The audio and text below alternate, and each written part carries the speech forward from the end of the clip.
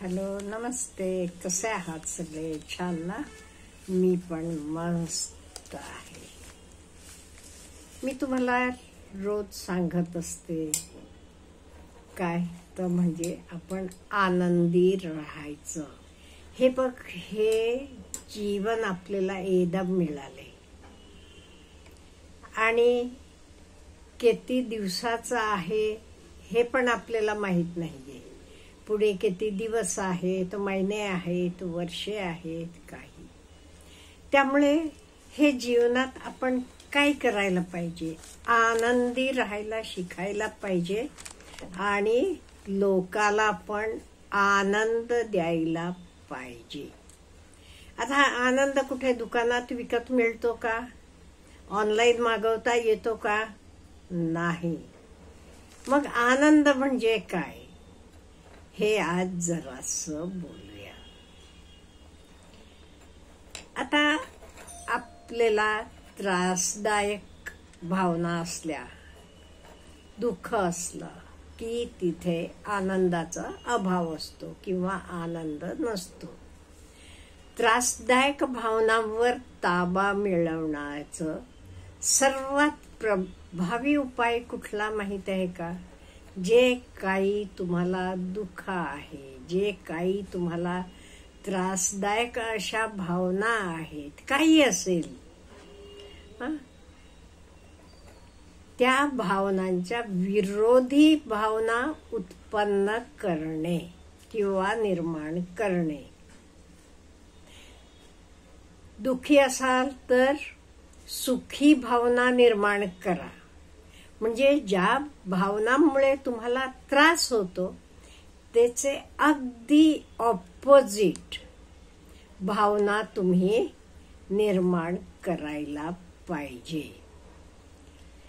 मग त्यासाठी आधी आपल्याला त्रास देणाऱ्या भावना निर्माण झालेल्या आहेत किंवा होत आहेत ह्याकडे लक्ष द्यायला पाहिजे ना.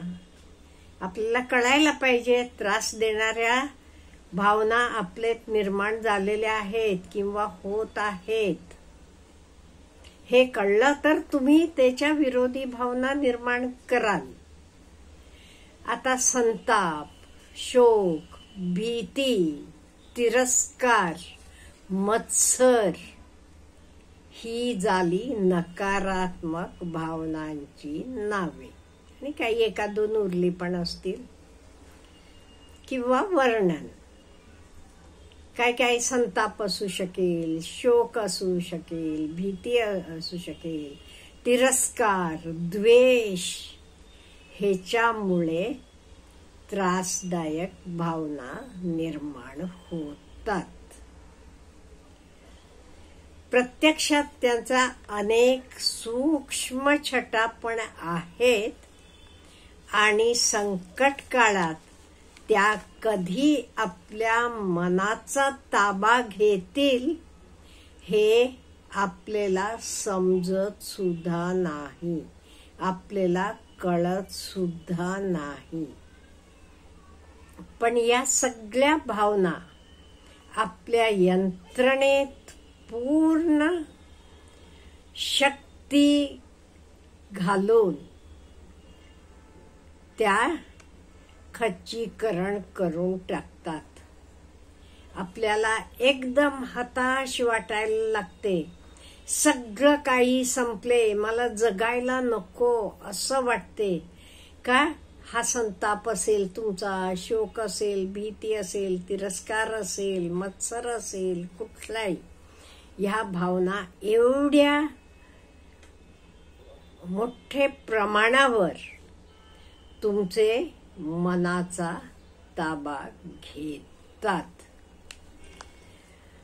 आता कित्येक वेळा अशा वेळी आपण काय करायचं? सपोज भीती वाटते, काही कुठल्याही गोष्टीची माणसाला भीती वाटते. एखादा नको तर मोठा काही समस्या आली किंवा काही डॉक्टरांनी सांगितलं तुम्हाला अमुक अमुक आजार आहे. तो आजार एकदम मोठा असला की काय होते, आपल्याला त्याची भीती वाटते.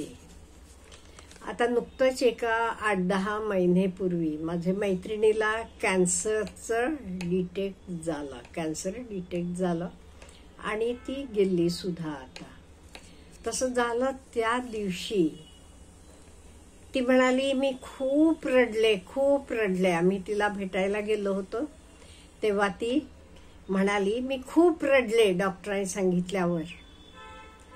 नो डाऊट तिचं सगळं झालेलं होतं. मुलगा व्यवस्थित सेटल आहे, सून आहे, 2 नातवंड आहेत, नवरा आहे, सगळं काही आहे.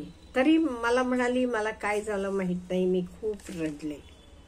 आणि तर रडणं संपल्यावर म्हणाली मी विचार केला हे म्हणजे मला ह्या सगळ्या गोष्टीतनं मुक्तता मिळतीये,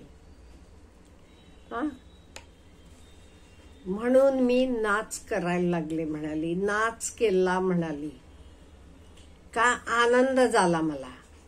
हे बघा माणसाला कशा कशा भावना येतात हे म्हणायचं. म्हणजे हे काय विश्लेषण केलं तिनं का म्हणजे डॉक्टरांनी सांगितलेलंच होतं शेवटच्या स्टेजला आहे, काही फार हे फरक पडत नाही. म्हणजे मला काय म्हणायचं आहे, अशा वेळी या भीतीला बाजूला सारून मनाला आपण जागृत करायला पाहिजे आणि होणाऱ्या शारीरिक त्रासाचे योग्य विश्लेषण करून डॉक्टरांकडून आपल्या भीतीचे निराकरण पण करून घ्यायला पाहिजे.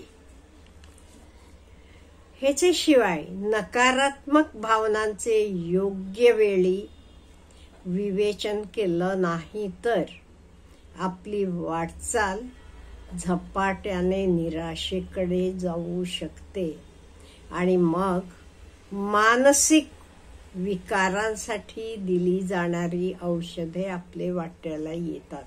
म्हणजे थोडक्यात आपण डिप्रेशन मध्ये निघून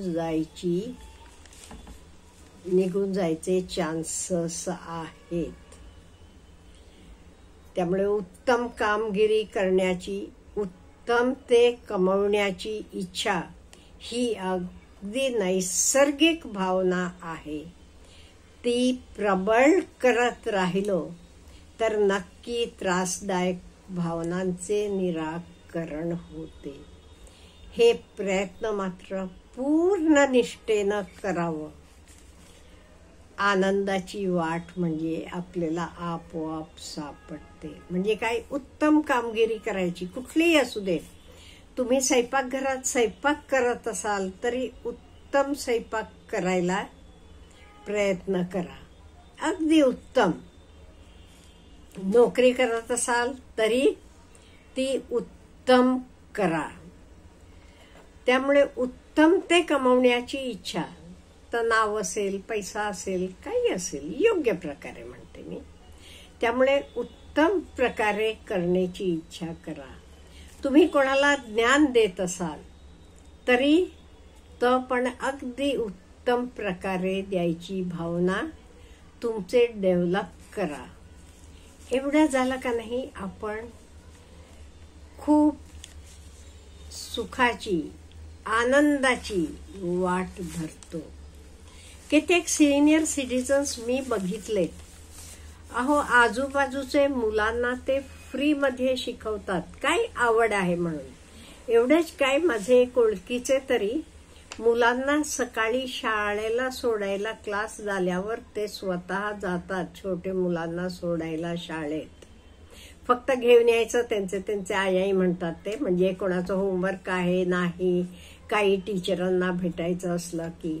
म्हणजे ते रिटायर झाल्यावर त्यांचा वेळ अगदी छान प्रकारे घालवतात.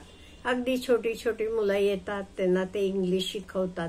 आणि ते टीचर नव्हते बरं का, ते इरिगेशन डिपार्टमेंटमध्ये नोकरीला होते. पण रिटायर झाल्यावर त्यांची एक आवड, ती हॉबी म्हणून ते डेव्हलप केली.